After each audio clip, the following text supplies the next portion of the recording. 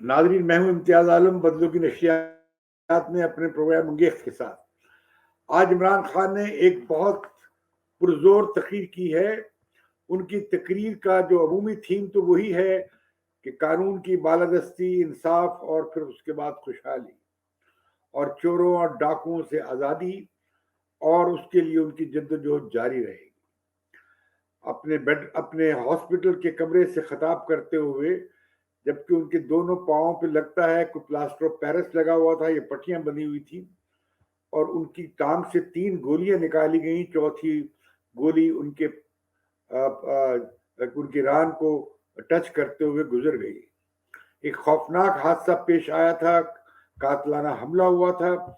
उनके ख्याल में उन पर 2 तरफ से हमला हुआ था, और एक कातिल नहीं है, 2 कातिल हैं। और फिर ये कि वो ये कहते हैं, या उन्होंने कहा है कि जो साजिश की गई है उनके कत्ल की, उसमें 3 लोग शामिल हैं। पहले नंबर पे उन्होंने वजीर आजम शहबाज शरीफ का नाम लिया है, दूसरे नंबर पे उन्होंने राना सनाउल्लाह का नाम लिया है, और तीसरे नंबर पे उन्होंने मेजर जनरल फैसल का लिया है। दर हकीकत उन्होंने मेजर जनरल फैसल, जो कि आईएसआई के डीजीसी हैं, उनका नाम सबसे ऊपर टॉप पे रखा है। वो इस हवाले से बार बार जनरल बाजवा को खिताब करते रहे कि ऐसे अफसरों की वजह से फौज बदनाम हो रही है, और वो जो मसला उठा रहे हैं वो फौज के फायदे में है। उन्होंने बार बार जनरल बाजवा को अपील की, या उनसे उन्हें एड्रेस किया कि आपको करना चाहिए, इस बारे में इकदाम उठाना चाहिए। जनरल बाजवा 29 नवंबर को रिटायर हो रहे हैं, और उन्होंने और फौज ने बरमला इजहार किया है कि वो सियासत से बाहर हैं और वो इसमें हिस्सा नहीं लेंगे।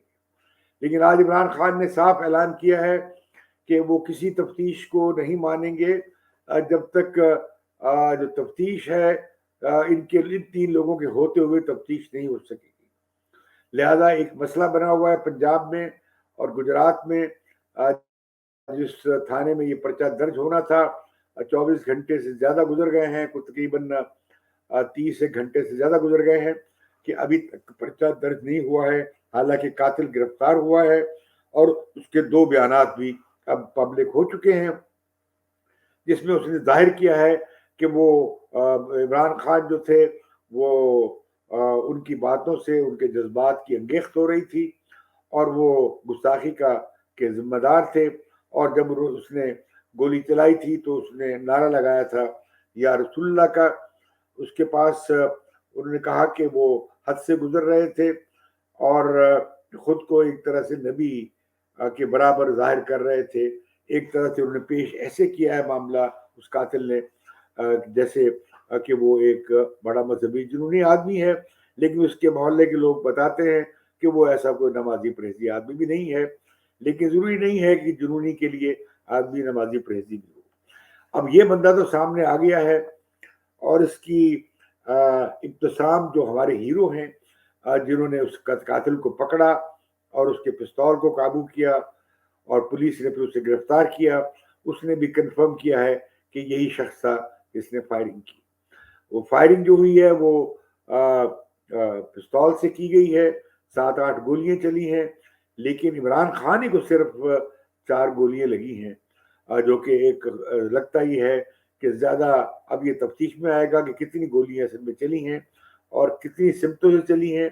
एक ही सिम से चली है या 2 सिम से चली है, लेकिन इमरान खान का दावा है या उनका कहना है कि वो 2 अतराफ से गोली चली है। उन्होंने कहा कि वो एक अरसे से बता चुके हैं कि उन पर हमला होगा।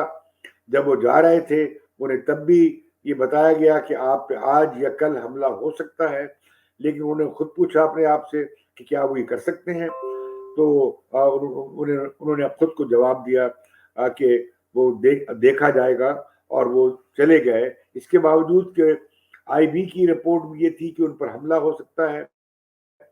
बहुत से अखबारात में और टेलीविजन शोज में भी ये खदशा जाहिर किया जा रहा था कि इमरान खान जिस तरह खुले तरीके से जा रहे हैं, एक रैली की शक्ल में जा रहे हैं, सिक्योरिटी के कोई ऐसे खास इंतजाम नहीं हैं, और रैलीज वैसे भी वल्नरेबल होती हैं।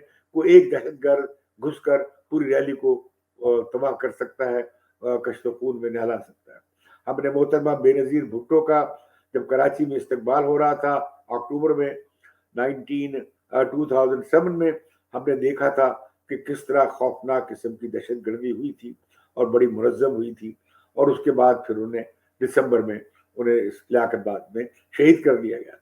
محترمہ کو ہم جیسے لوگوں نے بھی بڑی ان سے گزارش کی تھی کہ آپ مت جائیں راولپنڈی، آپ پہ حملہ ہونے جا رہا ہے، اور یہ بات کھلے عام اس وقت فضا میں تھی۔ دوستوں نے بڑا منع کرنے کی کوشش کی، لیکن محترمہ نے بھی کہا کہ میں عوام کے پاس نہیں جاؤں گی تو میں پھر اپنا کیس کیسے جیت سکوں گی یا عوام کی کیسے خدمت کر سکوں گی۔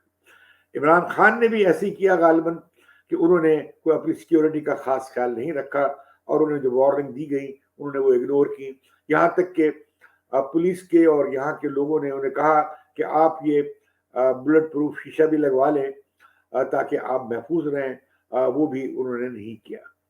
میں حیران ہوں کہ اس کی ذمہ داری تو پنجاب پولیس میں ہے، اور یہ گجرات کے علاقے میں ہوا ہے جو چیف منسٹر کا علاقہ ہے، اور وہاں پہ کہا جاتا ہے کہ 2000 سے زیادہ یا ہزاروں کی تعداد میں سیکیورٹی کے لوگ اور پولیس والے معمور تھے عمران خان کی سیکیورٹی پہ، تو پھر انہیں وہ سیکیورٹی وہ کہیں نظر نہیں آئی، ہمیں تو نظر نہیں آئی جس طرح عمران خان پہ قتل پہ جب قاتلانہ حملہ ہوا۔ تو دوسری بات یہ ہوئی کہ جو ابھی تک جو قاتل گرفتار ہوا ہے اس کے 2 بیانات آ چکے ہیں۔ پہلا بیان جب اس کا آیا ہے جسے کہتے ہیں کنفیشنل سٹیٹمنٹ، وہ جاری ہوا تو اس کے بعد چیف منسٹر نے پورے تھانے کے عملے کو برطرف کر دیا ہے، معطل کر دیا ہے، لیکن اس کے بعد پھر اس کا دوسرا بیان آیا ہے جس میں وہ زیادہ نظریاتی پرچار کر رہا ہے اور اپنا تعلق ایسی جماعتوں سے ظاہر کر رہا ہے یا ان کے علماء سے تقریروں سے جس سے وہ متاثر ہوتا رہا۔ اس کا جو آڈیو، اس کی جو ٹیلی فون برآمد ہوا ہے اس میں بھی اسی طرح کی تقاریر اور پیغامات کافی بہتات سے موجود ہیں، اور یہ تفتیش جاری ہے۔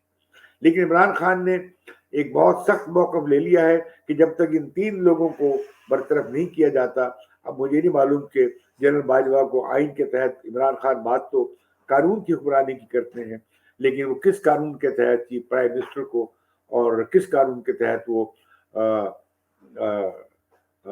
انٹیریئر منسٹر کو ان کی پوزیشن سے نکال سکتے ہیں۔ یہ بات اگر وہ قانون کی حکمرانی کی بات کرتے ہیں، اور پھر قانون کی حکمرانی کی اگر وہ بات کرتے ہیں تو فیڈرل گورنمنٹ کو اس میں وہ کیسے ملوث کر سکتے ہیں؟ سارا معاملہ تو پنجاب حکومت کے پاس تھا، ساری ان کی سیکیورٹی کی ذمہ داری پنجاب حکومت پہ تھی، جو کہ ان کی اپنی حکومت ہے، بھلے کہ چیف منسٹر چودھری پرویز الہی کیوں نہ ہو، اور انہی کا عمران خان ہی کی ڈائریکشن چلتی ہیں۔ عمران خان نے ان کے جو سینیٹر اعجاز چودھری ہیں انہوں نے بھی ایک روز پہلے فون کیا کہ بھی کل حملہ ہو جائے گا، چٹھا صاحب کو فون کر کے جو وہاں سے ان کے ایم پی ہیں انہیں فون کر کے کہا تھا کہ یہ حملہ ہو سکتا ہے۔ تو مطلب یہ ہوا کہ فور وارنڈ از فور آرمڈ ہونا چاہیے تھا، کہ انہیں احتیاط برتنی چاہیے تھی، لیکن وہ احتیاط برتی نہیں گئی۔ ہم یہ نہیں کہیں گے، ہم ذمہ دار نہیں ٹھہرائیں گے عمران خان کو، کیونکہ وہ وکٹم ہیں، ان پر حملہ ہوا ہے، اور بڑی خوش قسمتی کی بات ہے کہ وہ بچ گئے ہیں۔ عمران خان نے آج ایک لمبی تاریخ بھی بیان کی ہے کہ کس طرح عوامی لیگ کے خلاف ملٹری ایکشن کر کے ملک توڑا گیا تھا، اور وہاں کے منتخب لیڈر کو حکومت نہیں دی گئی تھی، وزیر اعظم بننے نہیں دیا گیا تھا انہوں نے، لیکن اور مثالیں نہیں دی، جیسے محترمہ بینظیر بھٹو کی مثال تھی ہمارے سامنے، لیکن انہوں نے کہا کہ اس سے پاکستان ٹوٹ گیا، اور اب بھی پاکستان کی آپ سب سے بڑی پارٹی کو اگر آپ ایسا کریں گے اور یہاں تک کہ آپ لیڈر کو قتل کرنے تک چلے گئے تو پھر اس ملک کا کیا بنے گا، اس وفاق کا کیا بنے گا۔ تو آج بہت ہی زوردار تقریر کی ہے، انہوں نے کہا کہ لوگ اس پہ احتجاج کریں، اور یہ احتجاج جاری رہنا چاہیے۔ آج بھی ملک بھر میں مختلف جگہوں پہ مختلف شہروں میں احتجاج ہوتے رہے ہیں، اور پولیس کے ساتھ سندھ میں اور اسلام آباد میں لوگوں کی جھڑپیں ہوتی رہی ہیں، آنسو گیس کا استعمال ہوتا رہا ہے، لیکن کوئی بہت بڑے ناخوشگوار واقعات کی وہ ہمیں اطلاع نہیں ملی ہے۔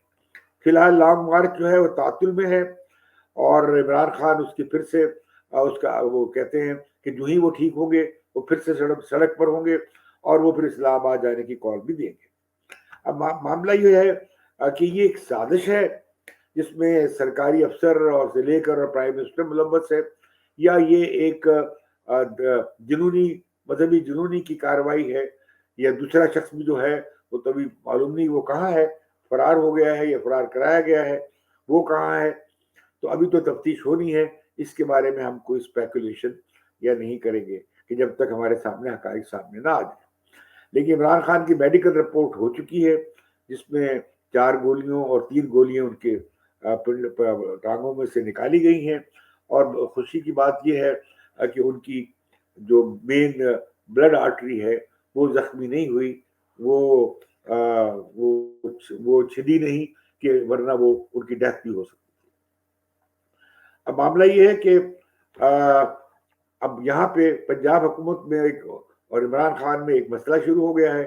وہ یہ ہے کہ چودھری پرویز الہی ہچکچا رہے ہیں کہ کیسے بغیر کسی ثبوت کے، جبکہ قاتل سامنے ہے، اس کا کنفیشنل سٹیٹمنٹ سامنے ہے، کیسے وہ میجر جنرل فیصل کے خلاف ایف آئی آر کٹوا سکتے ہیں. تو لیکن عمران خان اس سے کم پہ راضی ہونے کے تیار نہیں ہے، اس لیے آج انہوں نے جنرل باجوہ کو براہ راست اس بارے میں مطالبہ اپنا پیش کر دیا ہے.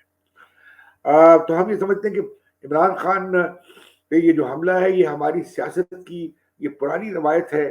سیاسی جماعتوں کے قائدین پہ حملے ہوتے رہے ہیں.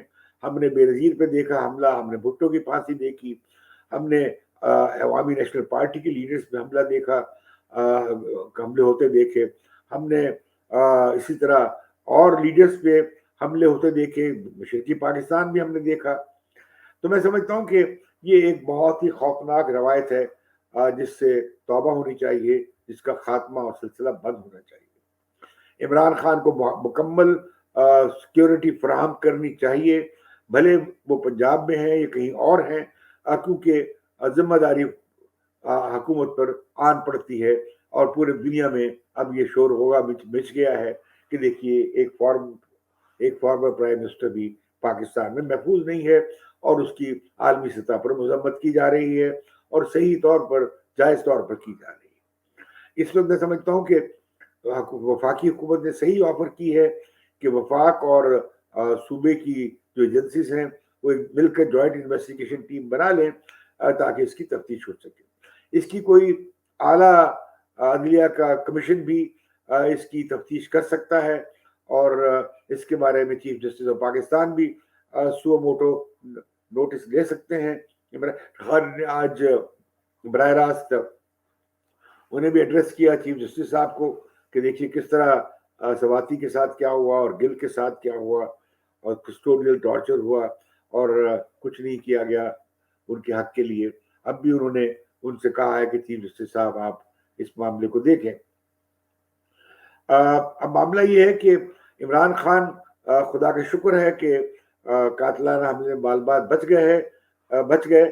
اس کا ایک اور پہلو بھی ہو سکتا ہے کہ یہ جو قوتیں ان کے خلاف ہیں، بھلے وہ کوئی بھی حلقہ ہے جس کی میں فی الحال نشاندہی کرنے کی پوزیشن میں نہیں ہوں، ایسی اسپیکولیشن ہوگی، کیا سرائی ہوگی، وہ یہ کہ وہ اگر ان کے لیے شاید یہ ایک وارننگ سگنل بھی ہو، ورنہ کوئی مشکل نہیں تھا کہ وہ جو گولیاں ان کے پاؤں میں لگیں وہ ان کے سینے میں یا سر میں بھی لگ سکتی تھی. لیکن شکر ہے کہ ایسا نہیں ہوا، وہ بچ گئے ہیں، انہیں ایک اور زندگی نصیب ہوئی ہے. لیکن عمران خان نے اپنے مطالبوں کو اور بلند کر دیا ہے، انہیں اگلے مرحلے میں لے گئے. اب یہ تینوں استعفے تو آئیں گے نہیں، تو عمران خان کسی تفتیش کو مانیں گے نہیں، تو لہذا یہ کیس بھی ایک کنٹروورسی کا شکار ہو کر رہ جائے گا. حکومت کہے گی یا ایک دوسرے لوگ کہیں گے یا بہت سے لوگوں کی رائے ہے کہ یہ مذہبی انتہا پسندی کا جو ذہن بنا ہے اس کا ہی شاخسانہ ہے، اور جو قتل کرنے والا ہے، حملہ آور ہے، وہ اس مذہبی انتہا پسندی سے مروب تھا یا متاثر تھا، اور یہ ایک طرح کی مذہبی انتہا پسندی کا ہی اظہار ہے.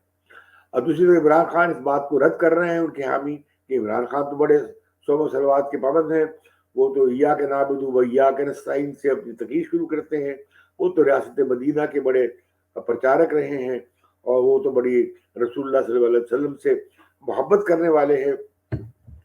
تو ایسی صورت میں عمران خان پہ کوئی مذہبی مخالف کیوں حملہ کرے گا؟